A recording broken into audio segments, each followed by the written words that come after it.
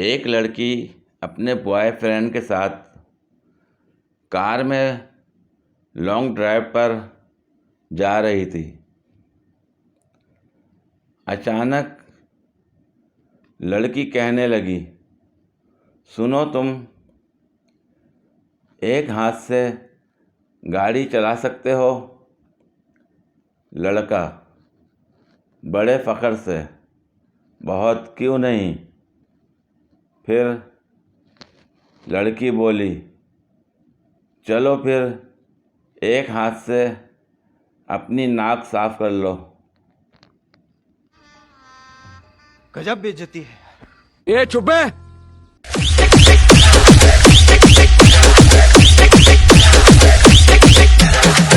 पूरी वीडियो देखने के लिए शुक्रिया। अगर वीडियो पसंद आई हो तो लाइक और शेयर करें, कमेंट में अपनी राय का इजहार करें। मज़ीद वीडियोस के लिए मेरे चैनल को सब्सक्राइब करें। शुक्रिया।